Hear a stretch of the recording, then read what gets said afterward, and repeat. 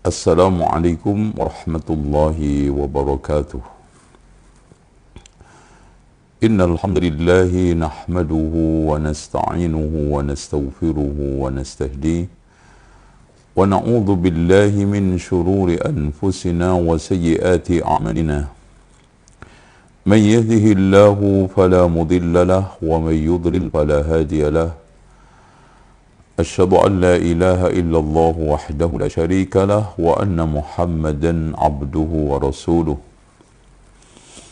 قال الله عز وجل يا أيها الناس اتقوا ربكم الذي خلقكم من نفس واحدة وخلق منها زوجها وبث منهما رجالا كثيرا ونساء واتقوا الله الذي تساءلون به والأرحام إن الله كان عليكم رقيبا.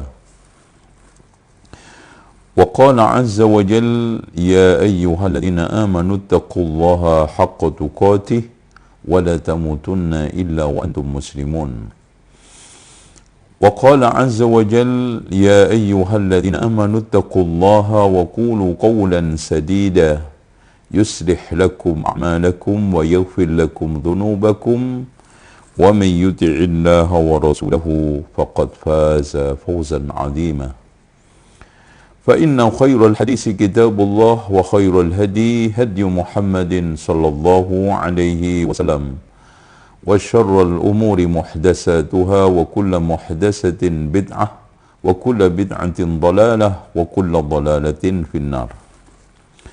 Saudaraku seiman, para pemirsa televisi sunnah yang merilai langsung siaran ini dan kaum muslimin yang dirahmati oleh Allah. Kembali lagi kita menyoal kitab Saidul Khatir karya Abul Faraj Abdurrahman Ibnul Jauzi rahimahullahu ta'ala. Kita sekarang sampai pada bab yang keempat, yaitu dunia menipu, sehingga kita lalai akan akhirat, lalai persiapan menuju kepada Allah, yang itu perjalanan cukup jauh. Dan perjalanan menuju Allah hanya ditempuh dengan hati, beda dengan perjalanan dunia hanya bisa ditempuh dengan kaki. Artinya di sini seorang makin kuat hatinya, makin bersih hatinya, maka dia akan menapaki akhirat makin lancar. Dari sinilah Allah Subhanahu wa ta'ala menegaskan kepada kita, yauma la yanfa'u malun wala banun illa man atallaha biqalbin salim. Tidaklah manfaat harta dan anak. Perhatikan, orang-orang kaya yang bernomor setelah meninggal dunia, nasibnya bagaimana? Qarun, Fir'aun, Haman, dengan berbagai macam kekayaan, gelarnya, labelnya, dan julukannya, semua sirnya. Yang ada adalah illa man atallaha biqalbin salim, hati yang selamat. Maka dari sini kita harus berhati-hati menjaga hati. Karena kata Imam Ibnu Qayyim, hancurnya manusia ditentukan oleh dua hal yang disia-siakan, kata beliau. Yang pertama menyanyiakan waktu, dan yang kedua adalah menyanyiakan hati. Barang siapa yang menyanyiakan waktu, maka model hidupnya akan selalu mengikuti hawa nafsu. Dan barang siapa yang menyanyiakan hati, maka sikap-sikapnya akan membuahkan kelalaian, kealfaan, dan kekhilafan.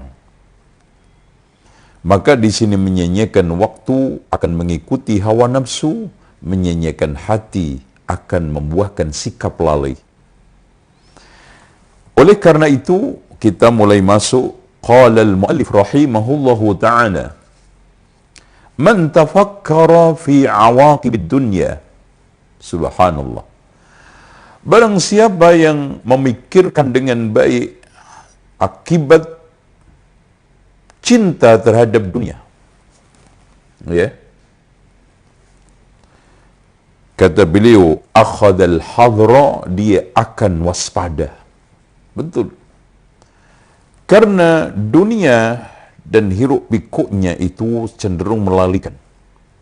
Makanya Rasulullah sallallahu alaihi wasallam mengatakan, inna dunya khulwatun khadiratun. Dunia itu manis dan memukau.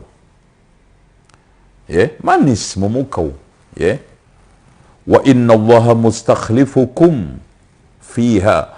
Allah menjadikan kalian di dalamnya untuk beramal, berkiprah.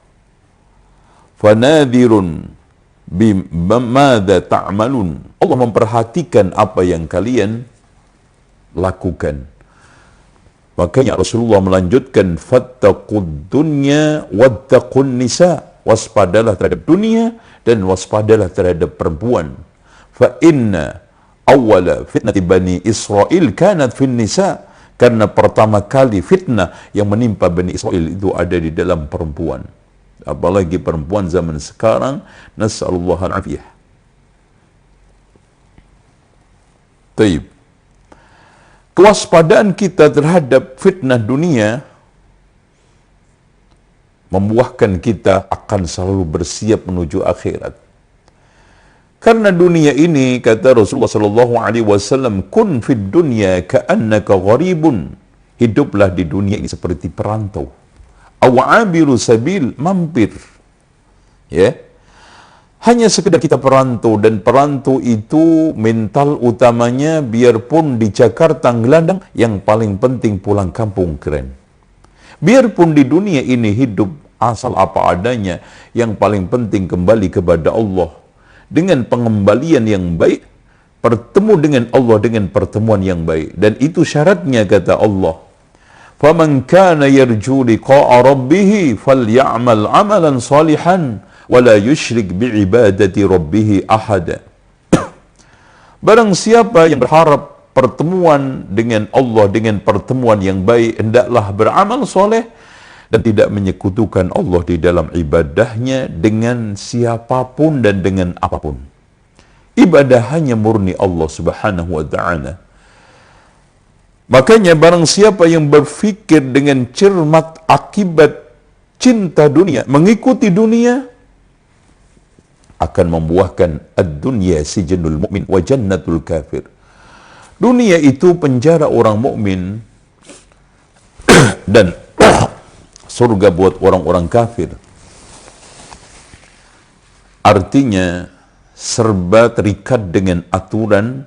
Orang mukmin itu ibarat penjara, dan orang kafir bebas tanpa ikatan dan aturan seperti surga. Dengan demikian, dunia itu tidak pernah menjanjikan kepuasan. Makanya, "Lau kana li bani Adam wadin latamanna ayyakuna wadiyan akhar." Kalau seandainya anak hamba Adam ini memiliki satu lembah emas, dia akan berangan-angan memiliki yang kedua. Maka kata Imam Ibnu Qayyim, dunia ini seperti pelacur, tidak pernah setia kepada pasangannya. Ya, mengejar dunia ibarat mengejar binatang buas, mencarinya seperti berenang di danau buaya. Artinya tidak akan pernah selamat. Saudaraku yang dirahmati oleh Allah, jangan seperti yang dikatakan oleh Allah, inna haula yuhibbuna al-ajilata wa yadharuna wara'ahum yawman thaqila.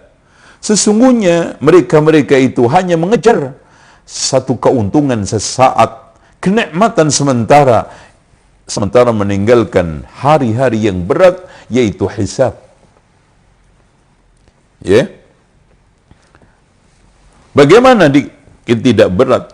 Rasulullah sallallahu alaihi wasallam ketika ditanya oleh Aisyah, "Wahai Rasulullah, ketika engkau nanti di akhirat, masihkah ingat keluargamu?"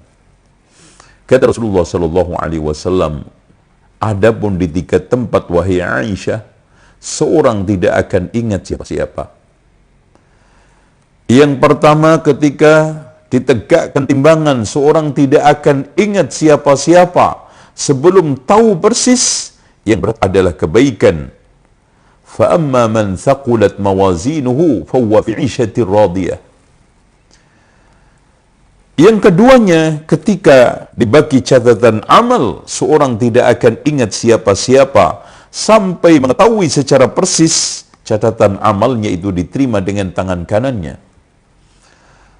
Fa amma man utiya kitabahu biyaminih fasawfa yuhasabu hisaban yasira, akan dihisab dengan mudah. Dan yang ketiga, ketika seorang meniti titian, seorang tidak akan ingat siapa-siapa sampai dia itu lolos, selamat, dan akhirnya sampai pada pelataran surga. Kembali lagi, man tafakkara fi awaqibid dunya, barang siapa yang berpikir dengan baik akibat daripada cinta dunia, menggeluti dunia, melupakan akhirat, akhadal hadr. Bagaimana tidak? Rasulullah SAW mengatakan, innallaha yubghidu kulla ja'bariyin jawad. Allah itu benci orang yang dungu lagi kasar, sakhabin bil aswaq, suka teriak tidak di pasar, jifanin bil laili, bangkai pada waktu malam hari, kerjaannya cuma tidur dan tidur, tidak pernah berpikir untuk akhiratnya, sehingga membangunkan dia dari bangun malam untuk menghadap Allah, qiyamul lail, sekali-kali meneteskan air mata di penghujung malam, yang itu merupakan tetesan yang berharga. Karena Rasulullah SAW mengatakan, ainani lan tamassahuman nar, 2 mata yang tidak pernah disentuh oleh api neraka. Ainun bakat min khasyatillah, mata yang menangis karena takut kepada Allah. Dan yang keduanya adalah ainun batat tahrisu fi sabilillah, mata yang begadang menjaga perbatasan Allah, yaitu perbatasan negara Islam dalam rangka jihad dan peperangan. Yang kedua adalah wahimar bin nahar, keledai di siang hari, jifanin bil laili wahimarin bin nahar. Itu adalah watak kiasan orang yang cinta dunia, menggeluti dunia dan tidak faham akan akibat buruk cinta dunia. Seperti keledai, pagi, siang, sore yang diusung adalah kurma, yang dipikirkan hanya dunia. Sehingga apa? Wa alimin bi amri dunia, sangat alim dalam masalah urusan dunia, kata Rasulullah. Soal masalah peluang bisnis, hebat. Membicarakan masalah ekonomi, pakarnya. Soal masalah peluang-peluang, bagaimana dia itu bisa mengais uang dan rezeki, mendatangkan kekayaan, hebat. Tapi wajahilin bi amril akhirah, sangat jahil dalam masalah urusan akhirat. Tidak tahu menangu, dia bodoh di dalam masalah agamanya. Tidak mengerti bagaimana tata cara sholat, tidak mengerti bagaimana tata cara zakat, tidak mengerti bagaimana bermuamalah secara Islam. Bahkan di dalam mencari harta dia cenderung wal kedwal, halal haram diuntal, yang penting di perut nggak nyengkal. Sehingga kehidupannya seperti hewan ternak, ulaika kal an'ami bal hum adall, mereka itu seperti hewan ternak, bahkan lebih parah. Kita lanjut, wa yatahaqqaqu dararu halin summa yakhshah. Jadi, wa man iqana bitulit tariq, barang siapa yang yakin akan jauhnya perjalanan, yaitu akhirat, ta'ahab lis safar, dia pasti melakukan persiapan. Coba bayangkan, seorang yang haji hanya 40 hari atau 25 hari. Apa yang dia persiapkan? Dan berapa lama persiapannya? Kadang sampai 2-3 koper dipersiapkan, takut kehabisan bekal. Padahal, saudaraku yang dirahmati oleh Allah, seandainya kehausan, air zam-zam di Mekah masih melimpah, seandainya kelaparan, orang yang bagi-bagi makanan masih banyak, tapi bagaimana kita kehausan di pelataran mahsyar, Bagaimana kita nanti kita akhirnya kelaparan di akhirat karena kita sering kekenyangan di dunia, kata Rasulullah SAW. Makanya dari sini kita harus berpikir untuk bekal. Tazawwad bittuqa, dan bekal yang utama adalah tazawwad bittuqa fa innaka la tadri idza janna al-lailu fa hal ta'ishu ila al-fajri. Berbekallah kamu dengan ketakwaan, kalau sudah masuk malam, jamin enggak umurmu sampai pagi? Tidak. Karena kematian tidak pakai formulir cabut nyawa, tidak pakai pendaftaran, dan malaikat tidak harus mengajukan perizinan. Bisa malam, bisa siang, bisa kecil, bisa besar, bisa muda, bisa tua, laki perempuan, intinya kullu nafsin dha'iqatul maut, semua jiwa pasti akan mengalami kematian. Dan saya katakan tadi, perjalanan menuju akhirat itu jauh. Bagaimana tidak jauh? Seandainya di antara kita hari ini meninggal dunia, coba camkan para pemirsa sekalian, seandainya di antara kita hari ini meninggal dunia, dipanggil oleh Allah, kemudian kiamat umpamanya kurang 1 juta tahun lagi, logikanya di kuburan tok itu 1 juta tahun. Allahu Akbar. Coba bandingkan sekarang di dunia yang hanya 70 tahun. Kita perbaiki hunian kita pilih komplek yang paling strategis untuk memilih rumah kita, hunian kita. Sementara hunian yang kita huni lama, abadi, kita hancurkan. Bahkan minimal di antara kita kadang-kadang belum berpikir persiapan untuk membuatnya. Sementara kematian sudah di pintu gerbang. Kullu mri'in musabbihun fi ahlihi wal mautu adna min syirakin a'na'lihi. Setiap orang pagi sibuk melayani kebutuhan rumah tangganya, ternyata kematian itu lebih dekat dari terumpah sandalnya. Makanya di sini waman aiqana, barang siapa yang yakin bahwa akhirat itu suatu kepastian, ya, ketemu Allah suatu kepastian, maka ta'ahab lissafar, dia akan persiapan, ya, dia akan persiapan. Nah, seperti yang dikatakan oleh Sahal bin Abdullah At-Tustari, tidak ada orang yang nekat mati kecuali 3. Yang pertama adalah orang yang tidak tahu menaut kehidupan setelah kematian. Makanya mereka menghadapi kematian itu nyantai, bahkan orang-orang buruk dibaik-baikkan, orang baik diburuk-burukan, ya. Jadi sehingga di sini kebaikan kematian seseorang itu hanya ada pujian-pujian di media. Meskipun orang tersebut buruk di pandangan agama dan tidak terpuji di pandangan Allah Subhanahu wa taala. Karena dirilis di media begitu sahdu, ya, dirilis begitu api, ya. Kemudian berbagai macam kiprah-kiprah sosial yang cocok dengan hati masyarakat ditonjolkan, padahal na'udzubillah dia sebetulnya meninggal dunia dalam keadaan su'ul khotimah. Kenapa? Salatnya tidak terawat, rukun Islamnya belum ada, bahkan berbagai macam agama belum dipelajari. Akhirnya apa? Seperti yang dikatakan oleh Imam As-Suyuti, faktor su'ul khotimah itu banyak, tetapi di antara sekian faktor yang paling dominan membuat orang su'ul khotimah itu adalah 4. Yang pertama, menyanyiakan sholat. Yang kedua, kecanduan khamr. Yang ketiga, durhaka kepada kedua orang tua. Dan yang keempat, menodai kehormatan kaum muslimin.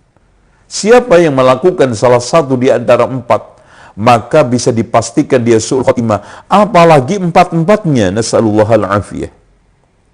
Maka di sini peringatan Ibnul Jauzi rahimahullahu ta'ala cukup api. Waman aiqana bitulit tariq, barang siapa yang yakin akan panjangnya, akan jauhnya perjalanan, ta'ahab lissafar, dia akan melakukan persiapan untuk safar sebaik-baik mungkin. Sehingga Rasulullah SAW ketika diingatkan oleh Abdullah bin Mas'ud, saat Rasulullah bangun, karena tempat tidurnya Rasulullah SAW terbuat dari anyaman kurma yang akhirnya membekas di kulit beliau yang putih. Sehingga Abdullah ibnu Mas'ud ketika itu, kasihan ya Rasulullah, kenapa engkau tidak menyuruh aku untuk mencari tempat tidur yang agak sedikit halus? Apa kata Rasulullah SAW? Mali walid dunya. Apa urusanku dengan dunia, wahai Abdullah ibnu Mas'ud? Mali walid dunya illa karakib. Perumpamaan saya dengan dunia seperti orang berjalan. Istadalla tahta syajara. Ya. Dia mencoba untuk berenung sementara di bawah pohon yang rindang. Summa tarakaha, kemudian ditinggalkan. Begitulah dunia. Begitulah fata morgana. Tipuan-tipuan membuat orang lalai kadang-kadang, sehingga Allah Subhanahu wa ta'ala, wa mal hayatud dunya illa mata'ul ghurur. Dunia seperti yang digambarkan oleh Allah di dalam ayat tersebut, i'lamu annamal hayatud dunya la'ibun wa lahwun wa zina. Ketahuilah kehidupan dunia itu hanya senda gurau, permainan, perhiasan. Dan tolong dicamkan para pemirsa sekalian, ciri-ciri perhiasan itu: satu, dipamerkan; kedua, dipandang indah; ketiga, dibanggakan; keempat, dibuat simpanan sementara. Kayak orang punya perhiasan emas kan. Biasanya orang ketika pakai perhiasan sikapnya apa? Satu, dipandang indah; kedua, dipamerkan; ketiga, dibanggakan; keempat, dibuat simpanan. Dan itu kehidupan dunia. Makanya Allah katakan lanjutannya, wa tafakhurun bainakum, berbangga-banggaan di antara kalian. Wa takathurun fil amwali wal aulad, berbanyak-banyakan di dalam harta dan anak. Bangga kalau sekarang mobilnya banyak, rumahnya banyak, tanahnya luas. Itu saja. Dan kebanggaan semu. Seandainya ada orang punya tanah 20 hektar, tiap hari dipakai enggak? Enggak juga. Kalau dipakai tiap hari juga capek. Setelah mati juga dipakai? Enggak. Seandainya dia dikubur di situ cuma 2 meter kali 1 meter. Ya. Terus apa sekarang kebanggaan kita? Sehingga Rasulullah SAW, yaqulu ibnu Adam mali mali. Anak Adam mengatakan, hartaku, hartaku. Sesungguhnya kalian tidak memiliki harta kecuali yang kamu makan suatu ketika jadi kotoran. Dan yang kamu pakai suatu ketika akan lecek. Dan yang kamu sedekahkan akan menjadi simpanan di akhirat. Itu saja. Ma'akala fa'afna, wa ma labisa fa'abla, wa ma tasaddaqa fa'abqa. Yang dia makan suatu ketika jadi kotoran, yang dia pakai suatu ketika lecek, dan yang disedekahkan jadi simpanan. Itu yang benar-benar milik kita. Yang lainnya semua rumah besar, memiliki puluhan kamar, apakah dipakai semua? Tidak. Enggak ada. Ya. Kamathali ghaithin a'jabal kuffara nabatu thumma yahiju fatarahu musfarran thumma yakunu khutama. Jadi perumpamaan dunia seperti datangnya hujan menyirami tanah, kemudian tumbuh-tumbuhan berkah padinya, lalu menguning, kemudian ditebas dan onggoknya dibakar. Udah. Wa fil akhirati adabun syadid, yang tidak bisa bermuamalah dengan baik dengan dunia ini. Adabun syadid, tetapi dia bisa menyikapi dunia ini. Wa maghfiratun minallah wa ridwan, dia akan mendapatkan pengampunan dari Allah dan keridhaannya. Wa mal hayatud dunya illa mata'ul ghurur. Dan ghurur itu, kata para ulama, adalah sukunun nafsi ma yuwafiqu hawa. Tenangnya ini nafsu, ya, atau jiwa ngikutin hawa nafsunya. Itu orang tertipu. Jadi orang tertipu itu dia merasa tenang, merasa senang, merasa benar dengan mengikuti hawa nafsunya. Dan itu orang yang lalai dari kehidupan akhirat, tidak memiliki ilmu, tidak punya ukuran, sehingga apa saja yang diinginkan oleh hawa nafsunya diperturutkan. Bahkan hawa nafsunya dijadikan sebagai standar pembenaran seluruh tindakannya dan ucapannya. Kita lanjutkan ucapan Ibnul Jauzi. Ma a'jaba amrak, ya man yuqinu bi amrin thumma yansah. Ya, kata beliau, sungguh sangat mengherankan. Kamu yakin akhirat itu pasti kamu akan lalui. Tapi dilupakan. Makanya kata Ali bin Abi Thalib, wahai manusia, sesungguhnya dunia itu makin lama makin kita tinggalkan, akhirat makin lama kita hadapi. Jadilah anak akhirat, jangan jadi anak dunia. Sesungguhnya di dunia ini hanya ada amal, tidak ada hisab, dan nanti di akhirat itu hanya ada amal, ada hisab, tidak ada amal lagi. Karena kata Rasulullah SAW, idza mata ibnu Adam inqata amaluhu.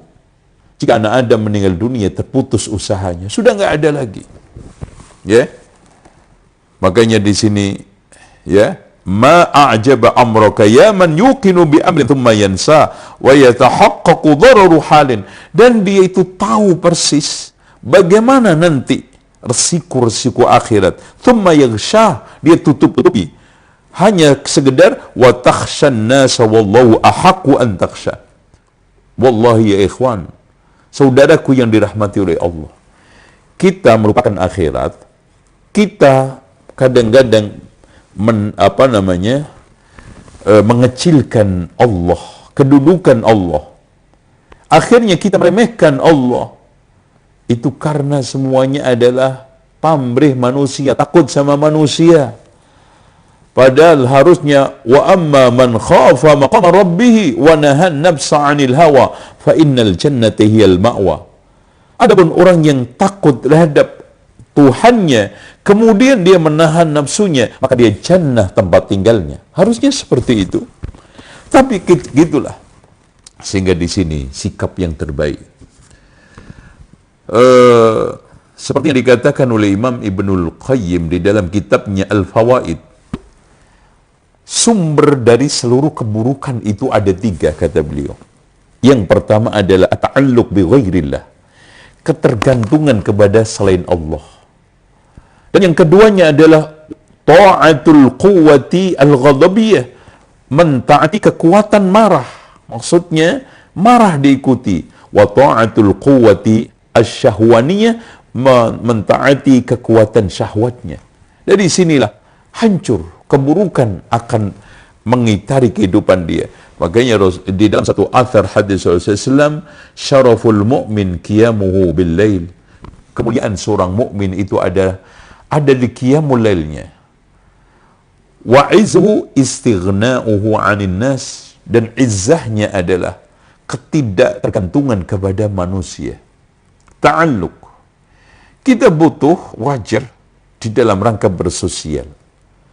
Kita sekarang ini mengikat hubungan di dalam rangka untuk memperbaiki kehidupan. Dan kita berbaik sama orang di dalam rangka menjalankan hadis Rasulullah, man lam yashkurin nas lam yashkurillah. Barang siapa yang tidak bersyukur kepada manusia, maka dia tidak bersyukur kepada Allah. Berterima kasih sama Allah, terima kasih sama manusia, itu ibadah. Tapi bukan sekarang ini memberikan biji hati kita kepada manusia, sehingga kita pasrah, terhina, tawaddu karena manusia, bukan karena Allah.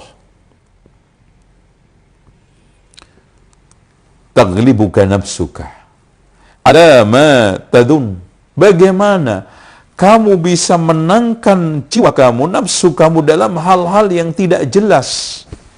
Wala taghlibuha ala ma tastaikin, tidak kamu menangkan diri kamu di dalam hal-hal yang yakin. Artinya kita itu suka memenangkan, menguatkan, meyakinkan, bahkan kita perjuangkan habis-habisan, rela kita capek hanya di dalam hal-hal yang tidak jelas, sementara dalam hal-hal yang sifatnya duniawi kita, di dalam hal-hal yang ukhrawi kita kadang-kadang malas. Coba sekarang kita bandingkan bagaimana kesemangatan orang pergi untuk ke tempat konser. Beda dengan lagi, padahal subhanallah, apa isinya? Apa sekarang ini di situ keadaannya? Sementara pergi ke majelis taklim, ugaukan, padahal itu yang meyakinkan kita akan masukkan ke dalam surga. Coba kadang-kadang kita, rela mengeluarkan uang begitu banyak untuk membeli makanan peliharaan kita, dari mulai ikan kita, burung kita, dan yang lainnya. Tapi kadang-kadang infak untuk masjid, ugah-ugahan. Bagaimana kamu menangkan ya dalam hal-hal yang sifatnya itu hanya dugaan sementara kamu kalahkan jiwa kamu di dalam hal yang meyakinkan.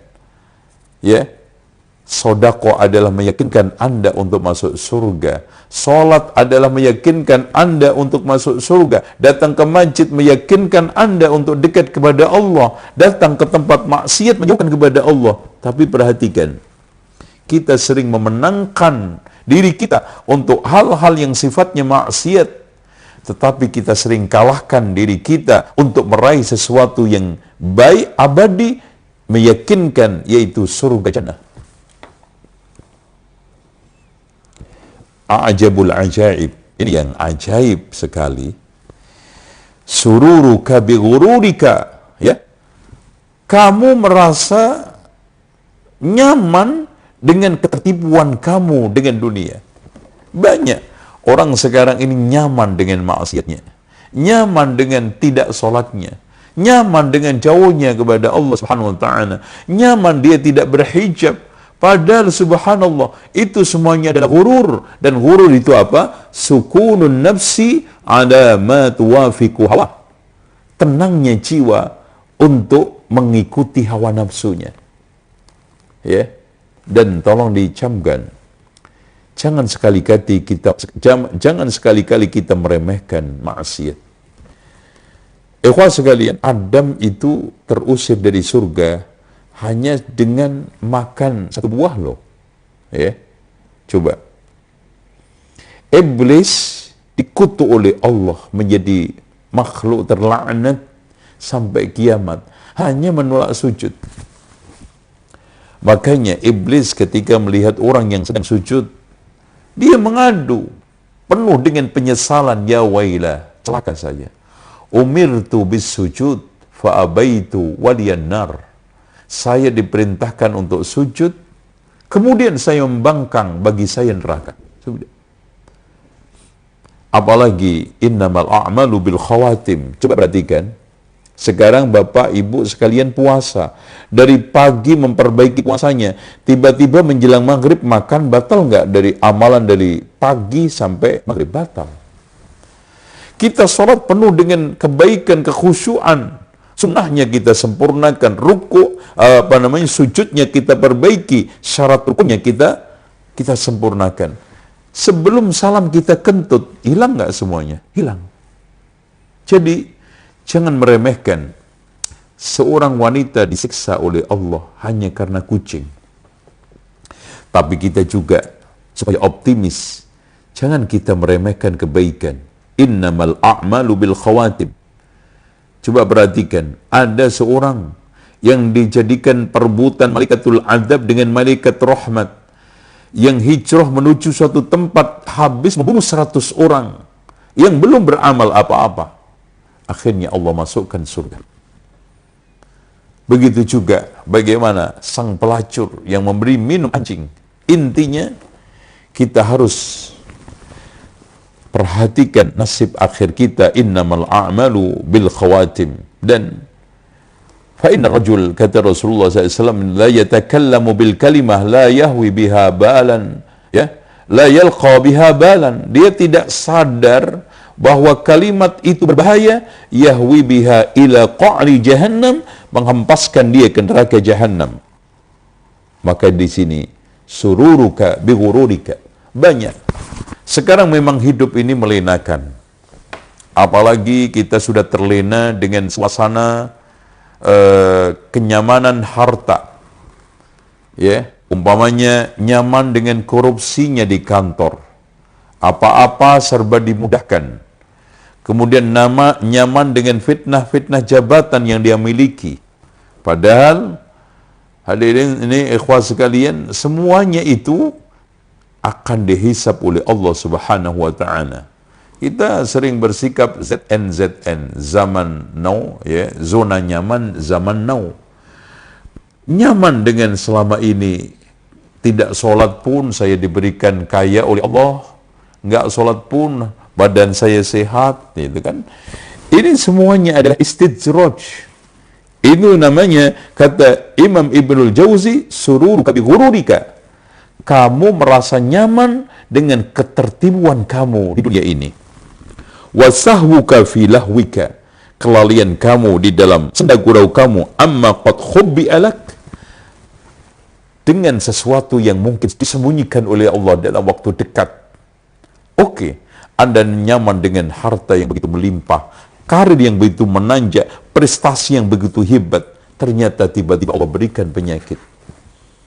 Khubbi alak. Jadi tiba-tiba Allah Subhanahu wa taala mengambil kamu, apalagi di zaman akhir, mautul fuji'ah, ya, mati mendadak. Rahatun lil mu'min wa akhdatu asifin lil fajir, yaitu mani sihhatika. Kamu bangga dengan kesehatan kamu, ya, badan kekar, olahraga rutin katanya, insya Allah saya akan panjang umur, saya akan tidak kena ini itu, tapi subhanallah terpeleset ketika olahraga, akhirnya meninggal dunia. Wa tansa dunuwi saqam, kamu lupa akan dekatnya sakit. Makanya igtanim khamsan qabla khamsin, manfaatkan 5 sebelum datangnya 5. Hayataka qabla mautik, hidupmu sebelum matimu. Syababaka qabla haramik, masa mudamu sebelum tuamu. Wasihhataka qabla saqamik, sehatmu sebelum sakitmu. Waghinaka qabla faqrik, kayamu sebelum miskinmu, ya. Dan wa faraghaka qabla syughlik, dan masa longgarmu sebelum sibukmu. Kenapa? Karena kadang-kadang kita itu tertipu dengan kesehatan yang begitu bagus, ya, badan begitu ramping, ternyata Allah Subhanahu wa taala berikan begitu mendadak, ya. Makanya wala ya'manu makrallahi illa alqaumul kafirun, tidak ada yang aman dari makar Allah kecuali orang-orang kafir. Karena tidak ada merasa aman dari berbagai macam makar Allah. Subhanallah, kita nyaman hidup di Jakarta, tiba-tiba Allah Subhanahu wa taala menenggelamkan Jakarta dengan banjir. Kita nyaman hidup di Jakarta dengan berbagai macam aktivitas kemaksiatan kita, ternyata mobil yang kita gunakan untuk bermaksiat akhirnya ditabrak dari belakang atau tabrakan beruntun. Siapa yang sekarang ini menjamin? Enggak ada. Wa tafrah bi'afiyatik ghafilan an kurbil alam. Kamu bergembira dengan berbagai macam kondisi yang sehat walafiat, sementara sebentar lagi kita akan mengalami hidup dengan kenistaan dan kesengsaraan. Intinya, samaniyatun tajri 'alal insan wala budda lil insani ilal insani min thamaniyah. Ada 8 perkara yang pasti melalui kehidupan manusia, tidak ada satupun yang terlewat dari manusia. Yang pertama adalah wa istima'un wa furqatun, ada pertemuan, ada perpisahan. Wa usrun wa yusrun, ada sulit, ada mudah. Wa sururun wa huznun, ada gembira, ada sedih. Wa sihhatun wa suqmun, ada sehat, ada sakit. Dan perputaran itu kita tidak tahu. Makanya ada masa-masa kita itu gembira, gelak tawa menghiasi kehidupan kita. Tapi tidak lama kita akhirnya dirundung kesedihan yang tidak ada akhirnya. Kadang-kadang kita hidup dengan serba kemudahan. Tidak lama kesulitan menghadang kehidupan kita. Kita bergembira dan senang dengan berbagai macam kesehatan yang kita miliki. Kolesterol kita bagus, trigliserid kita juga bagus, semuanya bagus, jantung kita juga bagus. Tapi ternyata Allah Subhanahu wa taala berikan ujian dengan sedikit saja air masuk telinga kita yang akhirnya dioperasi. Makanya di sini semuanya adalah titipan Allah, nikmat yang harus kita syukuri. Dan la in syakartum la azidannakum wa la in kafartum inna adzabi lasyadid. Mau utuh nikmat kita, mau bertahan nikmat kita, bersyukurlah. Dan kata Fudail bin Iyad, berapa banyak nikmat-nikmat yang hilang, kembali lagi karena bersyukur. Maka wahai hamba-hamba Allah, bersyukurlah pada setiap keadaan. Makanya kata para ulama, di dalam hidup ini tidaklah mencari kecuali tiga. Yang pertama bersyukur, yang kedua mencari kesehatan, yang ketiga bertaubat. Orang itu kalau sudah bersyukur, sehat, taubat, selesai kehidupan ini. Kita lanjutkan. Laqad araka masra'u ghairik masra'ak. Ya, bisa saja nasib orang lain itu akan menimpa kamu dalam waktu dekat. Mungkin kamu sekarang melihat kematian di depan mata kamu, tapi suatu ketika itu kamu akan alami. Mungkin kamu melihat kecelakaan yang begitu mengerikan. Suatu ketika bisa saja menimpa diri kita. Mungkin kita sekarang sedang bergelimang harta, di kanan kiri kita itu miskin. Mungkin hal-hal tersebut akan menimpa kita. Intinya, nasib orang lain bisa terulang pada diri kita. Wa abda madja'u siwak, dan tempat akhir daripada orang lain itu, yaitu kematian, madja'ak, akan menimpa kamu. Wa qad syaghalaka nailu ladzatik, kamu tertipu, sibuk dengan mengejar berbagai macam kenikmatan dunia, an dzikri kharabi dzatik. Ternyata kamu lupa mengingat hancurnya diri kamu nanti. Berpikir enggak nasib kita nanti ketika sudah berada di alam kubur 3 hari? Ya, mata kita sudah mulai melotot, perut kita sudah mulai mengembung dan busuk mengeluarkan cairan yang sangat menjijikkan. Makanya Umar bin Abdul Aziz pernah pagi-pagi murung. Kemudian ketika itu ditanya oleh pendampingnya, wahai Amirul Mukminin, pagi seperti ini engkau murung kenapa? Ada apa gerangan? Aku tadi malam tidak bisa tidur merenungkan nasib mayit, kondisi mayit setelah 3 hari dikubur, ada di alam kubur.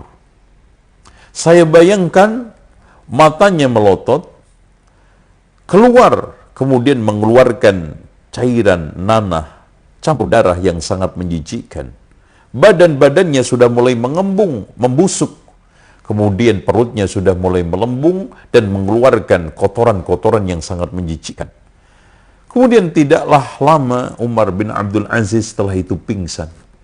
Inilah orang yang tahu hakikat daripada kehidupan setelah kematian. Seperti yang dikatakan oleh Sahal bin Abdullah At-Tustari tadi, tidak ada orang yang nekat mati kecuali 3. Yang pertama, orang yang tidak mengerti kehidupan setelah kematian. Yang kedua, orang yang tidak percaya terhadap takdir. Yang ketiga, yang inilah yang baik, yaitu orang yang menginginkan pertemuan dengan Allah, dengan pertemuan yang baik. Ka'annaka lam tasma' bi akhbari man mada wa lam tara fil baqina ma yasna'u dahr. Kalau sudah meninggal dunia, seakan-akan semuanya sudah tidak ada. Mana sekarang ini kebesaran, ya, keagungan, kemewahan Qarun dengan gudang-gudangnya yang besar, dengan kekayaan yang melimpah, seakan-akan tidak pernah ada, ya. Bahkan sisa-sisanya juga sudah tidak dikenang oleh masa.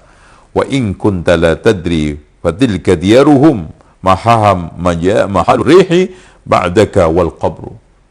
Kalau kamu tidak mau mengerti juga, coba perhatikan, rumah mereka dihilangkan, ya, oleh terpaan angin dan tidak tersisa kecuali kuburan. Kalau kita lihat penemuan-penemuan seperti Madain Soleh, sudah dikubur oleh angin melalui padang pasir yang diterpa. Kemudian setelah itu penghuni-penghuninya sudah di alam kubur, jadi tidak tersisa kecuali tempat tinggalnya diterpa oleh angin, kemudian penghuni-penghuninya sudah di alam kubur.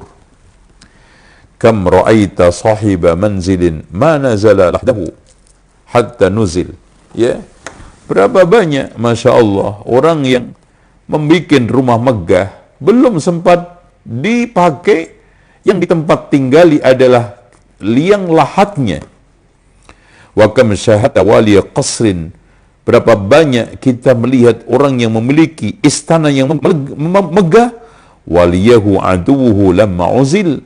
Subhanallah, habis dibangun dengan megah, biaya miliaran, belum sempat dia pakai, ternyata dia digulingkan, yang memakai adalah musuhnya. Fayaman kulla lahdatin ila hada yasri. Wahai manusia yang setiap saat tapakan kaki kita itu menuju ke sana. Wa fi'lu fa'ala man la yafham wa la yadri. Perbuatannya seperti perbuatan orang yang tidak faham. Para pemirsa yang dirahmati oleh Allah,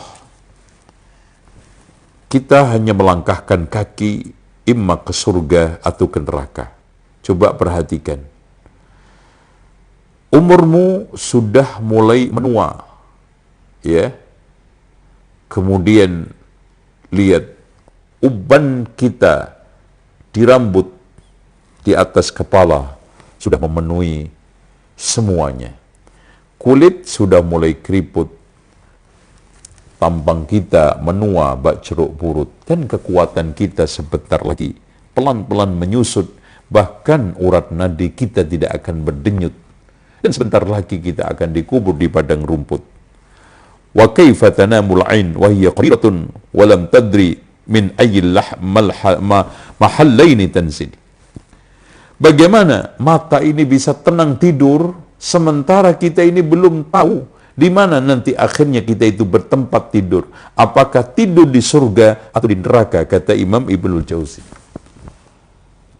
Demikian, mudah-mudahan bermanfaat. Dan sekarang kita buka dengan tanya jawab biidznillah, dan insyaallah kita akan sampai pada tema berikutnya, insyaallah makin baik, makin bagus, dari kitab Sayyidul Khatir biidznillah. Demikian, silakan para pemirsa untuk mengajukan pertanyaan, permasalahan, dan yang lainnya. Wallahu a'lam.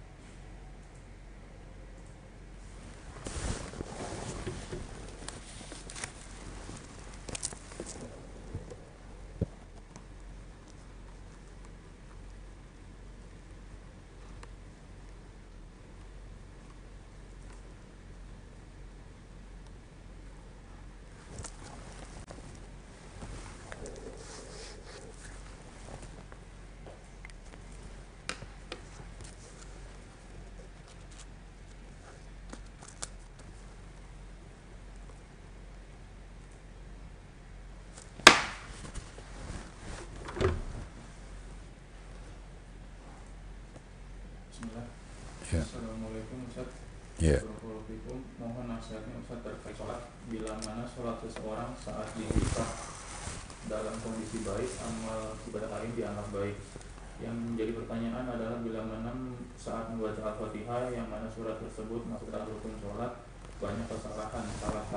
Saat talaki dengan guru banyak dikoreksi. Apakah sholat yang kami lakukan masuk kategori sholat yang buruk dan masuk ke dalam hadis tersebut? Taib. Perlu diketahui bahwa selagi Anda terus belajar, selagi Anda terus menekuni belajar tajwid, makharijul huruf, maka insya Allah tetap dihisab oleh Allah dengan hisab yang baik. Karena Rasulullah SAW mengatakan, man qara'al Qur'an wa yatata'ata'u fihi wa huwa syakun 'alaihi falahu ajran. Barang siapa yang membaca Al-Quran terpatah-patah, kesulitan untuk mengucapkan, maka dia mendapatkan 2 pahala. Tapi dengan syarat terus proses belajar. Ya. Dan perlu diketahui, memang betul pertanyaan Anda, salat itu adalah inti. Awwalu ma yuhasabu bil 'abdu yaumal qiyamati as-shalah. Yang pertama kali dihisab seorang hamba adalah salat. Kenapa? Dijawab oleh Ibnu Rajab Al-Hambali. Ada kaitannya, yang pertama kali dihisab hak Allah itu salat, yang pertama kali dihisab hak anak Adam adalah darah. Sementara siksa kubur itu didominasi oleh kencing sama namimah. Kenapa? Karena orang itu kalau sudah disiksa gara-gara kencingnya, dan kata Rasulullah SAW, inna amata adzabil qabri minal baul, kebanyakan azab kubur itu dari kencing, maka potensi besar solatnya rusak karena solat dengan najis dan kotoran. Pada akhirnya ketika dihisab, maka solatnya bermasalah. Syukur orang tersebut memiliki sunnah-sunnah, karena Allah memerintahkan kepada malaikat yang menghisab itu, unzuru ila tatawu'ihi, lihatlah apakah dia itu memiliki tatawu', ya. Ya, wa in kana lahu tatawu'un ukmila min tatawu'i. Kalau dia memiliki yang sunnah-sunnah, disempurnakan dengan yang sunnah, dan begitulah amal-amal yang lain dihisab. Ya. Dan orang itu kalau sudah potensi dihisab, ya disiksa kubur itu gara-gara namimah, maka potensi besar namimah dia, ya adu sana adu sini, fitnah yang dia lakukan menimbulkan pertumpahan darah, makanya dia dihisab oleh Allah, darah-darah yang dia kucurkan akibat fitnah yang dia kulirkan. Makanya para pemirsa yang dirahmati oleh Allah Subhanahu wa taala, waspadalah ya terhadap penyakit namimah. Ya, kadang-kadang namimah itu sifatnya kepartaian, ada namimah itu sifatnya keorganisasian, ada namimah itu sifatnya adalah kerumah tanggaan, ada namimah yang sifatnya pribadi. Yang sering kita sorotin itu hanya pribadi, padahal rencana-rencana jahat yang dilakukan oleh lembaga, yang dilakukan oleh organisasi yang terorganisir, ini lebih berbahaya dan menimbulkan pertumpahan darah. Siapa yang terikat oleh organisasi tersebut yang menimbulkan fitnah pertumpahan darah kaum muslimin, maka dia kena hisabnya. Yang masuk ke dalam sabda Rasulullah SAW tadi, awwalu ma yuqda baina bani Adam ad-dima, yang pertama kali dihisab oleh Allah antar anak Adam adalah darah. Pangkal dari segala urusan adalah Islam. Wa amuduhu as-salah, dan tiangnya adalah salat. Wa dirwatu sanamihi al-jihad, dan puncaknya adalah jihad. Maka kita perintahkan anak-anak kita, istri-istri kita, kita lakukan dengan keras tegas agar mereka selalu salat. Wa'mur ahlaka bis salati wastabir 'alaiha, dan sambil kita berdoa kepada Allah, Rabbi ja'alni muqimas salah wa min dzurriyyati Rabbana wa taqabbal du'a Rabbana ighfirli wa li walidayya wa lil mu'minina yauma yaqumul hisab. Insyaallah dengan seperti itu kita akan masuk ke dalam firman Allah, ya ayyuhalladzina amanu qu anfusakum wa ahlikum nara, diri kita, keluarga kita terjaga dari neraka, dan puncaknya adalah salat. Dan salat itu ukuran kepribadian seseorang. Makanya Umar bin Khattab mengatakan, siapa yang di dalam salat menyanyiakan, di dalam selain salat akan lebih menyanyiakan. Maka entah itu nyari jodoh, entah itu karyawan, macam-macam, takar salatnya. Dan yang kedua, hubungan dengan manusianya, kita lihat hubungan dengan orang tuanya. Kalau dengan orang tuanya baik, salatnya baik, insya Allah ada kebaikan di balik itu semua, biidznillah. Wallahu a'lam bishawab. Hamba Allah di Makassar. Ya. Assalamualaikum Ustaz. Aku mau bertanya, dalam hal bersedekah, terkadang saya bingung Ustaz, gimana hukumnya memberikan sedekah pada kerabat yang tidak mengenal sunnah dan sering melakukan tradisi di luar syariat. Jika di antara pilihan sedekah pada kerabat jauh yang mengenal sunnah atau sedekah pada kerabat dekat tapi belum mengenal sunnah, yang jadi prioritas kita yang mana? Taib, kalau kita sekarang ini berbicara masalah sedekah ke famili, secara umum Rasulullah mengatakan sedekatun wasilatun. Sedekah kepada famili itu adalah sedekah dan segaligus silaturahmi. Terus siapa yang paling berhak? Yang paling bermaslahat. Maslahat itu maslahat diniyah, agama, kemudian maslahat duniawiyah. Ya, tapi secara umum perlu diketahui kemana saja sedekah infak kita berikan, termasuk jangankan kepada orang yang tidak mengenal sunnah, orang kafir pun boleh, tetap dinilai oleh Allah. Dalilnya wa yut'imuna at'ama 'ala hubbihi miskinan wa yatiman wa asira. Mereka itu memberikan makanan dari unsur kecintaan dari dalam hatinya kepada miskinan wa yatim wa asira, dan asir yaitu tawanan itu tidak mungkin di dalam Islam kecuali kafir. Dan yang kedua, ada suatu kisah yang menarik. Ada seorang yang melakukan sedekahul sir, ya. Dia memberikan sedekah kepada pencuri, kemudian diomongin kanan kirinya. Pencuri kok diberikan sedekah? Kemudian orang tersebut mengatakan di dalam hati, ya Allah, mudah-mudahan dengan sedekah saya dia berhenti dari mencurinya. Kemudian nanti dia memberikan kepada pelacur, ya pelacur kok diberikan sedekah. Di hatinya dia, ya Allah, mudah-mudahan dengan sedekah saya ini dia berhenti dari pelacurannya. Kemudian dia berikan sedekah kepada orang kaya, menjadi kunjingan lagi orang sekitarnya. Orang kaya kok diberikan sedekah. Ya Allah, mudah-mudahan dia bisa meniru apa yang saya lakukan. Intinya, yang penting kita keluarkan dengan niat baik. Innallaha, dari harta yang baik. Innallaha thayyibun la yaqbalu illa thayyiba. Kita tidak dimintai pertanggungjawaban oleh Allah siapa yang menikmati sedekah kita itu. Itu yang harus kita camkan. Coba bayangkan, pelacur dimasukkan oleh Allah ke surga gara-gara memberi minum apa? Bukan siapa loh, apa? Anjing kan? Ya, ya dia nggak melakukan apa-apa. Ya, sholat enggak, puasa enggak. Intinya keikhlasan kita di dalam mengeluarkan itu sedekah dari harta yang paling bersih, itu yang dituntut oleh Allah Subhanahu wa taala. Ya. Dengan demikian ada satu orang yang diberikan naungan oleh Allah, 7 orang nanti. Di antaranya adalah rajulun tasaddaq fa akhfa. Orang yang sedekah kemudian dia sembunyikan. Ya. Rajulun tasaddaq bi yamini fa akhfa. Orang yang sedekah dengan tangan kanannya kemudian dia sembunyikan. Hatta la ta'lam shimaluhu ma tunfik yaminu, sampai dia tidak tangan kirinya tidak mengerti apa yang diinfakkan oleh tangan kanannya.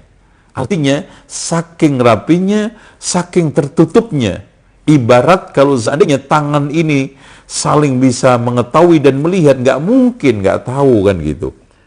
Ini pentingnya kita menjaga amalia kita untuk tidak kita pamerkan dan untuk kita tidak riakkan sehingga kita lebih cenderung show off dan pamer kepada manusia. Nas'alullah al-afiyah. Assalamualaikum Ustaz, seorang istri mencari nafkah dan menghidupi keluarganya. Rumahnya didapat dengan cicilan dari kantornya. Suaminya bekerja tapi tidak memberi nafkah. Lalu rumah tersebut dijual tetapi suami tidak mendapatkan bagian. Apakah boleh? Ya memang harus begitu di dalam Islam itu. Gonogini itu artinya dikembalikan harta itu masing-masing sebelum menikah. Rumah tanah ini milik siapa, kemudian setelah menikah ini kerja sendiri atau berdua, kan gitu. Kalau rumah itu memang usahanya sendiri perempuan, ya dikembalikan ke perempuan. Kalau sekarang rumah itu usahanya laki, kembalikan laki. Kalau sekarang barang-barang dibagi secara adil di pengadilan, itu caranya. Wallahu a'lam bishawab. Kemarin saya diajak guru ngaji untuk yaumul menerjemah Al-Quran secara bersama-sama dan membaca bergantian, katanya halal murtad. Apa itu tuntunan Rasul? Mohon pencerahannya, karena saya baru mulai-mulainya mengenal sunnah. Tapi perlu diketahui, kita tidak ingkari memang ada satu nas di dalam sabda Rasulullah SAW, "Majtama'a qaumun fi baitin min buyutillah." Tidaklah sekelompok kaum mengumpul di rumah di antara rumah Allah. Yatluna kitab Allah, mengaji kitab Allah, wa yatadarasunahu fima bainahum, dia kaji gitulah. Jadi bukan hanya sekarang ini kita giliran membaca. Kalau di dalam rangka untuk taklim nggak apa-apa, tapi kalau untuk sebagai ibadah membaca, itu imma kita sekarang ini saling memperdengarkan, bukan kita sekarang ini giliran, dan sebaiknya hal-hal tersebut kita hindarkan. Intinya, di dalam membaca Al-Quran bersama-sama itu, ya, apalagi nanti dengan kur, dengan suara bareng, itu akan cenderung mengarahkan kepada perbuatan-perbuatan yang bertentangan dengan sunnah Rasulullah SAW. Yang benar, kita ngumpul di rumah di antara rumah Allah, kemudian kita baca, lalu kita kaji isinya, kita tadabburi, kemudian kita mendapatkan keimanan dan pengamalan dengan baik dan benar dari Al-Quran tersebut. Itu yang benar. Ya, mudah-mudahan sang penanya diberikan oleh Allah keteguhan dan keistiqomahan di dalam meniti jalan yang benar, siratal mustaqim, jalan menuju kepada Islam dan sunnah. Dan itu nikmat yang besar. Seperti yang dikatakan oleh Imam Ibnu Qayyim di dalam kitabnya Istima'ul Juyus Islamiyah. Nikmat itu ada dua macam. Yang pertama adalah nikmatul mutlaqah, nikmat yang mutlak, yaitu nikmatul hidayah ilal islami was sunnah. Yang keduanya adalah nikmat al-muqayyadah, terbatas. Nikmat harta, kesehatan anak, bahkan cenderung memberikan satu pressure fitnah daripada kebaikan. Wa'alamu annama amwalukum wa auladukum fitnah, dan seterusnya. Wallahu a'lam bissawab. Yang lainnya? Bagaimana untuk mengajak orang tua melaksanakan sholat 5 waktu? Setiap diingatkan, jawabannya selalu saya sudah pernah sholat gitu. Ini adalah jawaban yang sangat simpel dari orang awam karena ketidaktahuan. Ya, ini adalah jawaban orang yang tidak mengerti bahayanya sholat. Ya, Rasulullah Shallallahu Alaihi Wasallam mengatakan, al-ahdu bainana wa bainahum as-salah, faman tarakaha faqad kafar. Perumpama perjanjian antara kami dengan orang kafir adalah di sholat. Siapa yang meninggalkan maka dia telah kafir. Para pemirsa yang dirahmati oleh Allah, sholat adalah berat. Makanya sholat ini harus kita tegakkan di dalam kehidupan kita, di dalam rumah tangga kita. Dan sholat itu merupakan satu pembersih yang paling baik. Pembersih hati, pembersih dosa, pembersih, pembening pikiran kita. Makanya Rasulullah SAW menegaskan di dalam hadisnya, "Lau kana bi babi ahadikum nahr, thumma yaghtasilu fil yawmi 5 marratin, hal yabqa min daranihi syai'." Seandainya di depan pintu di antara kalian ada sungai, kemudian setiap hari mandi 5 kali, apakah masih tersisa dari kotoran-kotoran yang ada di badannya? Para sahabat menjawab, la. Rasulullah SAW akhirnya menegaskan, وَذَلِكَ مَثَلُ الصَّلَوَاتِ الْخَمْسِ يَمْحُ bihinnal khataya. Itulah perumpamaan salat 5 waktu yang Allah menghapus dengannya dosa-dosa seorang hamba. Maka saya sarankan kepada Anda, pertama kali kita pelajari dengan baik tata cara salat Nabi, biar kita tidak salah mengajarkan, memberitahunya. Kemudian kita juga coba bacalah gitu, atau dengar video kaset yang dijelaskan oleh para asatidzah bagaimana cara untuk menjelaskan, mendakwai orang tua. Saya punya buku kecil yang judulnya Langkah Praktis Mendakwai Keluarga. Itu cukup efektif bagaimana kita caranya untuk menembus sekat-sekat mendakwai keluarga kita. Ya pelan-pelan tapi pasti ya. Ya, intinya kita tidak boleh tergesa-gesa. Kemudian yang keduanya, kita tidak boleh marah-marah, emosional. Kita tidak boleh menggunakan cara anarkis dan radikal. Ya, kita harus mendakwai dengan ilmu. Ini semuanya adalah metode. Ya, kadang-kadang kita itu tidak sabar, kemudian ingin tergesa-gesa memetik hasil. Orang tua cepat sholat dan yang lainnya. Dan maaf, kadang kita tidak memiliki metode yang tepat, yang inovatif, variatif. Hanya jenuh, hanya nyuruh Pak sholat, Pak sholat, Pak sholat tiap hari. Dia juga mendengarnya itu bosan. Akhirnya jawabannya juga, saya juga udah pernah sholat. Coba kita mencoba merubah cara bicara kita, merubah metode kita di dalam mengajak. Dan yang tidak kalah pentingnya adalah kita rubah cara-cara kita lebih elegan. Contoh, kita ajak ke ta'lim, contoh kita setelkan video, contoh kita berbicara khatibun nasa ala qadri uqulihim, kita bicara sesuai dengan kadar otaknya, akalnya. Insya Allah dengan cara seperti itu orang tua kita akan lebih bisa mendengarkan kita, dan mudah-mudahan Allah memberikan hidayah kepada kedua orang tua antum supaya bisa sholat dan akhirnya mati husnul khatimah biidznillah.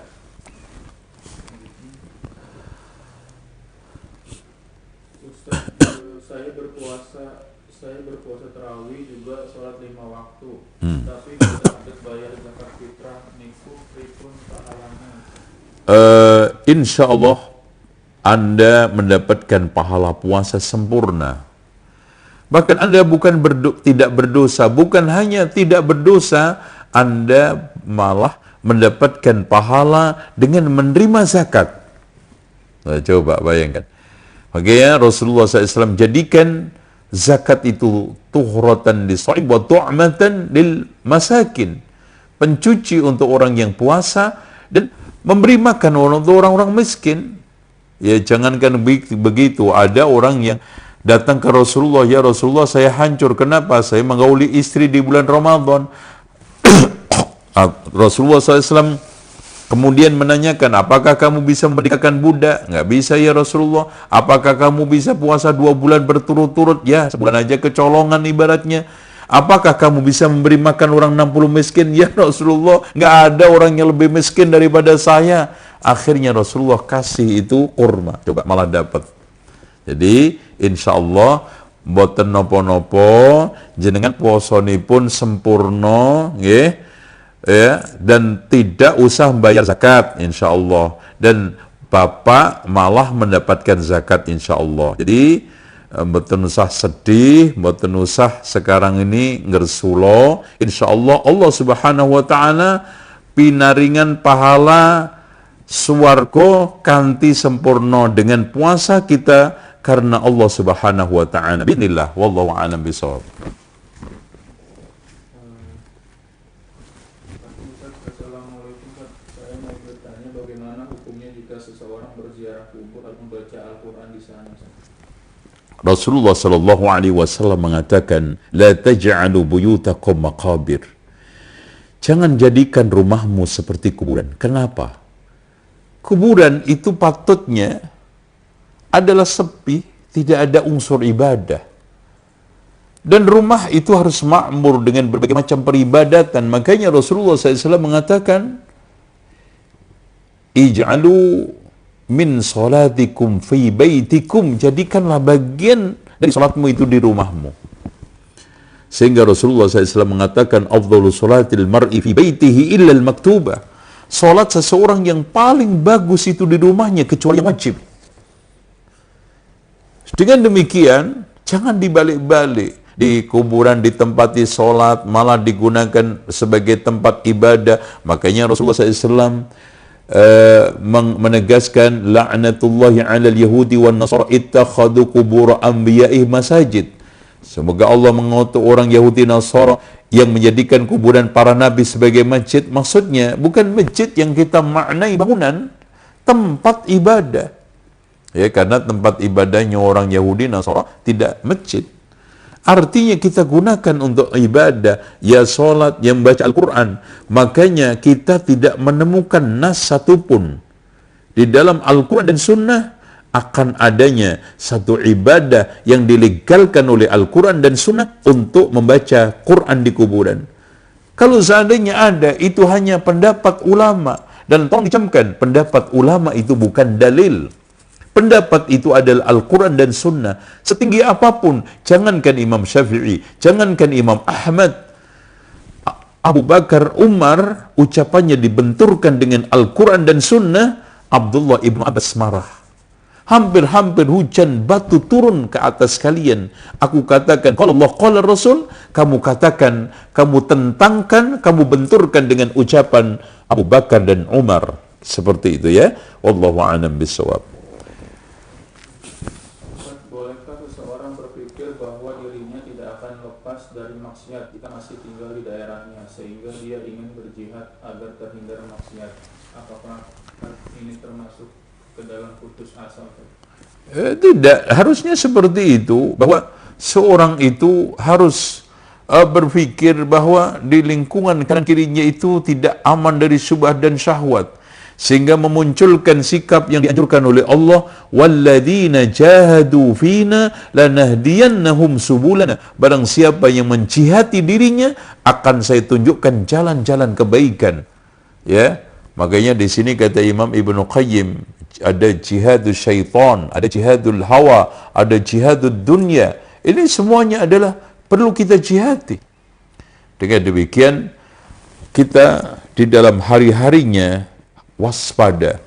Ya, waspada, kita tidak aman. Ya, tidak ada yang satu aman. Ya, makanya Rasulullah SAW mengatakan, badiru bil a'mal, bergegaslah kamu di dalam satu beramal. Fitanan ka qita'il lailil mudlim, fitnah seperti malam pekat. Yusbihu rajulu mu'mina wa yumsi kafira, orang pagi mukmin sore kafir. Yabi'u dinahu bi'aradin minad dunya, pagi mukmin sore kafir, menjual agamanya dengan sedikit keuntungan dunia. Ini menunjukkan kebanyakan orang itu terpental dari kebaikan, terpental dari keislaman karena duniawi. Sehingga di sini waspadalah, fitnah dunia berbahaya, sehingga Rasulullah SAW menggandengkan, Allahumma inni a'udzubika minal kufri wal faqri. Ya Allah, aku berlindung dari kekufuran dan kefakiran. Wallahu a'lam. Terkadang saya bingung untuk sedekah di jalan-jalan. Kadang yang kita beri sedekah ini ternyata lebih kaya dari kita seperti yang sedang viral saat ini. Bagaimana hukum kita beri sedekah kepada mereka yang ternyata orang mampu? Taib. Saya sarankan kepada para pemirsa yang dirahmati oleh Allah, kalau harta kita terbatas, alokasi sodako itu sangat luas, saya anjurkan jangan mengalokasikan dana sodako kepada pengemis-pengemis jalanan. Ya, ini merupakan satu profesi yang paling buruk. Ya, apalagi untuk memperkaya diri. Karena Rasulullah SAW, la tazalul mas'alatu bi ahadikum hatta yalqallaha ta'ala walaysa fi wajhi muz'atu lahmin. Tidaklah sikap minta-minta karena kekayaan. Artinya dia kaya minta, dan minta untuk memperkaya diri sampai nanti ketemu Allah Subhanahu wa ta'ala, di wajahnya sama sekali tidak ada dagingnya. Karena air mukanya sudah habis. Bahkan kadang-kadang dia pura-pura cacat, dia pura-pura tua, dia pura-pura sakit. Ini semuanya menambahi keburukan dia. Diberi kesehatan oleh Allah, dia tidak bersyukur. Ya, dikasih sehat malah pura-pura sakit, dikasih sempurna malah pura-pura pincang. Ya, dikasih dia tidak punya luka, dibikin-bikin luka. Dan yang keduanya adalah kebohongan. Dia membohongi publik, membohongi orang supaya mendapatkan harta. Ini merupakan tindak tanduk yang sangat menjijikkan. Dengan demikian, wahai para pengemis, hendaknya Anda taubat, berhenti, dan mencari ma'isyah dengan cara yang baik. Nahnu qasamna bainahum ma'isyatahum fil hayatid dunya. Kami bagi ma'isyah kalian dengan baik di dunia ini. Ada banyak saluran kehidupan rizki yang halal. Ya, hindarkan cara mengemis. Dan untuk mengurangi itu, kita pangkas sumbernya. Contoh saja, kucing itu tidak akan makan daging kalau dagingnya ditutup kan. Pengemis tidak akan ada kalau yang minta, yang memberi ini nggak ada. Makanya kita putus, kita pangkas dengan cara jangan memberi kepada orang-orang yang ngemis di jalanan. Bukan kita sekarang menutup rezeki orang, bukan kita sekarang ini tidak ingin bersosial. Cari orang-orang yang memang kehidupannya mengenaskan, tapi menutup rasa malu, dia tidak mau minta-minta. Subhanallah. Banyak orang-orang yang baik soleh. Karena kesolehan dan kebaikannya dan juga muruahnya, dia tidak mau mengatungkan tangannya. Padahal kehidupannya mereka lebih mengenaskan, saudara. Ya, kehidupannya lebih memilukan. Ya, hari-harinya ya perutnya terganjal dengan tanah, memenuhi kebutuhannya dengan derai tangis, sementara dia tidak mau mengungkapkan semuanya itu karena ingin menjaga izzah dan harga dirinya. Itu yang perlu dialokasikan, kata Imam Ibnu Mubarak. Itu yang perlu kita salurkan infak sedekah kita. Wallahu a'lam bishawab. Bagaimana niat kita ingin iktikaf di masjid pada kondisi saat ini sedangkan masih dilarang ke masjid di tengah pandemi? Apakah harus iktikaf di rumah? Saudaraku yang dirahmati Allah, saya sarankan ibadah iktikaf itu sunnah, walaupun sunnah muakkad. Dan kondisi sekarang ini masih berisiko. Maka Anda kehilangan ibadah ini bukan berarti kehilangan surga. Banyak hal yang bisa kita lakukan. Di antara kita pertajam qiyam Lailatul Qadar yang dikatakan oleh Rasulullah sallallahu alaihi wasallam, "Man qama Lailatul Qadar imanan wa ihtisaban, ghufira lahu ma taqaddama min dambi." Barang siapa yang melakukan qiyam Lailatul Qadar dengan iman dan ihtisab, maka aku akan ampuni dosanya. Dan kita juga membaca Allahumma innaka afuwun tuhibbul afwa fa'fu anni. Kata para ulama, tidak akan dikecewakan oleh Allah dan sial selagi orang masih diberikan ilham untuk istighfar, kata Ibrahim Adham. Ya, terutama Allahumma innaka afuwun tuhibbul afwa fa'fu anni saat malam Lailatul Qadar. Kemudian, apakah bisa kita i'tikaf di rumah? Menurut pendapat yang sahih, yang kuat, tidak bisa i'tikaf kecuali di masjid berdasarkan firman Allah, wala tubashiruhunna wa antum aakifuna fil masajid. Jangan kamu menggauli istri kamu sementara kamu sedang i'tikaf di masjid. I'tikaf di masjid. Dan juga Rasulullah SAW mengatakan, la i'tikaf illa fil masajid thalatha. Tidak ada i'tikaf kecuali di masjid tiga, itu Masjidil Haram, Masjidil Nabawi, Masjidil Aqsa. Ini yang paling utama dan sempurna. Dan Aisyah mengatakan, la i'tikaf illa fil masjidil jami'. Tidak ada i'tikaf kecuali di masjid yang ada Jumatnya. Intinya semuanya di masjid. Dan perlu diketahui, ibadah itu harus terikat dengan 6 kan. Jenisnya ibadah harus sesuai dengan dalil. Kadar ibadah harus sesuai dengan dalil. Tata cara ibadah seperti ruku harus sesuai dengan dalil.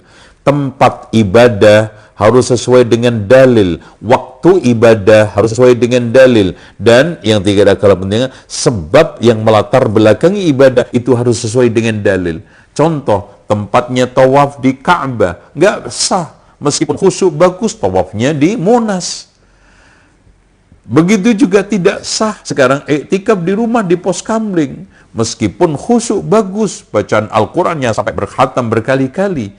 Karena ibadah itu kadang terikat dengan tempat, kadang terikat dengan zaman seperti Ramadan. Kita puasa Ramadan di bulan Rabiul Awal juga nggak sah. Kita wukuf di Arafah tanggal 10 Dzulhijjah nggak sah, ya. Wukuf kita mungkin di Gunung Kerinci juga nggak sah. Intinya kita di dalam beribadah ini mengabdi kepada dalil. Tolong dicamkan. Kita beribadah itu mengabdi kepada dalil. Ada dalilnya kita jalankan, tidak stop. Karena kita tidak boleh menjalankan ibadah tanpa dasar ilmu. Wa antaqulu 'ala Allahi ma la ta'lamun. Kamu berbicara atas nama Allah, agama Allah tanpa dasar ilmu yaitu dalil, maka batal semuanya. Wallahu a'lam bishawab.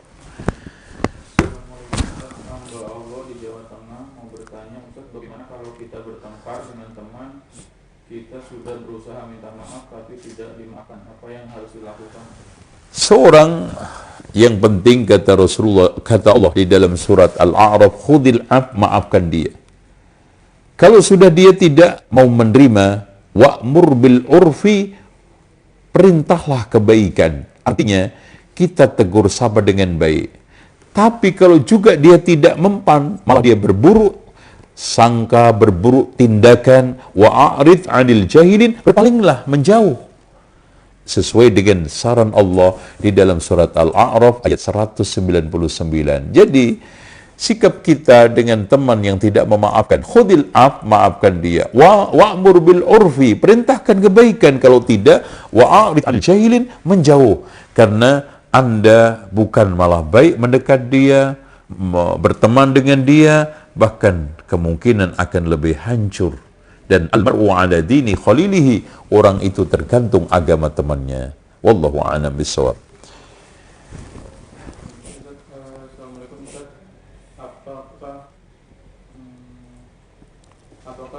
Apakah jika selalu merasa kurang dengan apa yang kita miliki dan iri pada orang lain yang lebih darinya dan menunda-nunda taubat, itu termasuk cinta kepada dunia, Ustaz? Iya, betul. Inilah cinta kepada kehidupan. Makanya di antara faedah, dari sekian faedah mengingat kematian adalah satu, menumbuhkan sikap qanaah. Qanaah itu terima apa adanya pemberian Allah, yang penting halal walaupun 50 miliar. Nggak usah kita ngelirik yang di tangan orang. Nah, itu qanaah. Kemudian yang keduanya, akan menyegerakan taubat kepada Allah Subhanahu wa ta'ala. Kapan besok kita mati bisa? Dan yang ketiganya adalah menyemangati kita ibadah. Dan perlu diketahui, para pemirsa yang dirahmati Allah, nahnu qasamna bainahum ma'isyatahum bil hayatid dunya.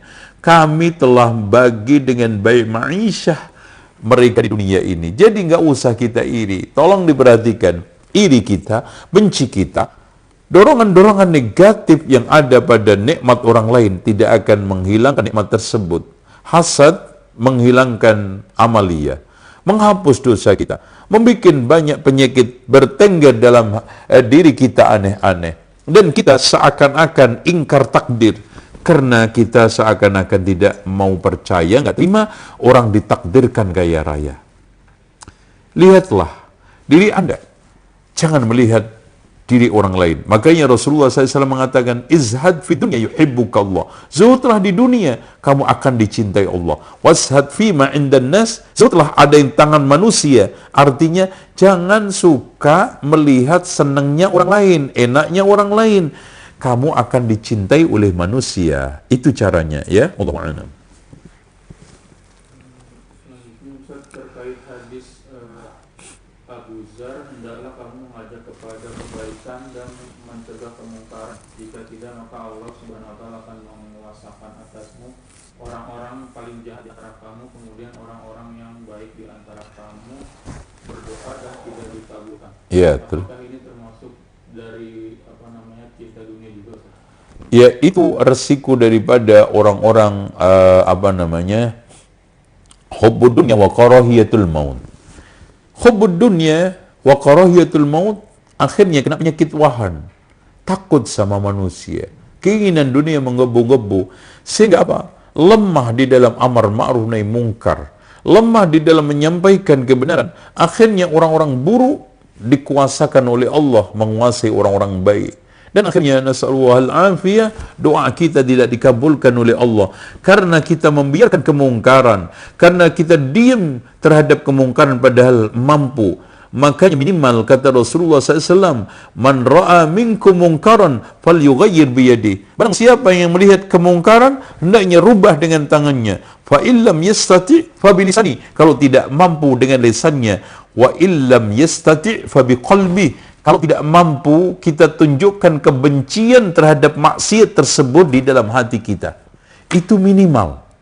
Kalau tidak, maka kita diazab oleh Allah berupa apa? Orang-orang jahat menguasai kita dan doa kita tidak dikabulkan oleh Allah sesuai dengan hadis tersebut. Wallahu a'lam bishawab.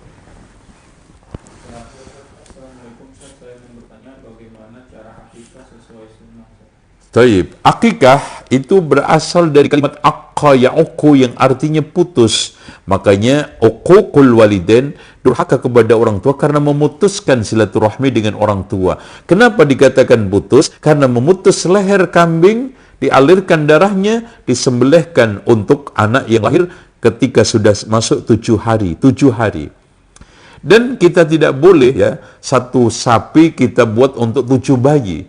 Karena di sini sebagai syukur akan lahirnya selamat utuh nyawa anak kita, maka kita balikkan syukur kita berupa hewan utuh, yaitu 1 kambing.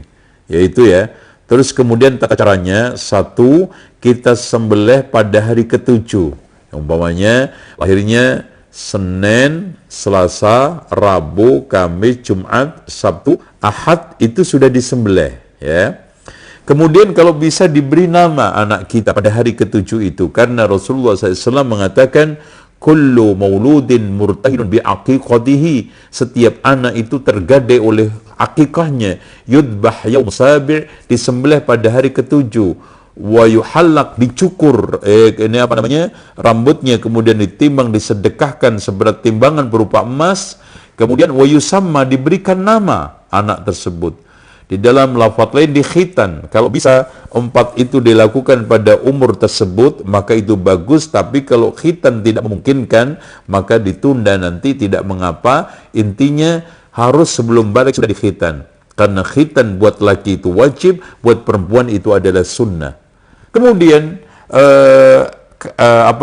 dagingnya bisa dibagi 1/3 untuk keluarganya dimakan bersama-sama, 1/3 disodakohkan kepada fakir miskin, 1/3 dihadiahkan kepada tetangga dan orang-orang dekatnya. Atau kita masak matang, kita undang bareng-bareng tanpa harus mengadakan acara macam-macam, atau kita bagi-bagi ke kanan kiri kita dalam keadaan matang, itu lebih baik, katanya Imam Ibnul Qayyim di dalam kitab Tuhfatul Wadud. Kenapa? Karena dimasak matang diberikan ke orang lain itu tidak menyusahkan, akan lebih menyenangkan. Ya, apalagi sekeluarga sudah tidak boleh makan daging kambing, ya sudah, kita hadiahkan ke kanan kiri kita semua. Itu caranya kita di dalam melaksanakan akikah. Wallahu a'lam bishawab. Taib. Demikian apa yang bisa saya sampaikan, dan pertanyaan-pertanyaan mudah-mudahan bisa terjawab dengan cukup, dan kalau ada kurangnya saya mohon maaf. Dan insya Allah kita akan berlanjut pada Senin berikutnya membahas kitab yang sama, yaitu Sayyidul Khatir karya Abul Faraj Abdurrahman Ibnul Jauzi rahimahullahu ta'ala. Dan mudah-mudahan apa yang saya sampaikan ini diberikan oleh Allah kemanfaatan, dan Allah mengajarkan kepada kita ilmu-ilmu yang bermanfaat. Semoga pertemuan kita pertemuan yang dirahmati oleh Allah, dan perpisahan kita perpisahan yang dilindungi oleh Allah dari keruh hati dan perpecahan. Kita akhiri dengan doa kafaratul majlis. Subhanakallahumma wa bihamdika asyhadu an la ilaha illa anta astaghfiruka wa atubu ilaik. Wassalamualaikum warahmatullahi wabarakatuh. Wassallallahu alaihi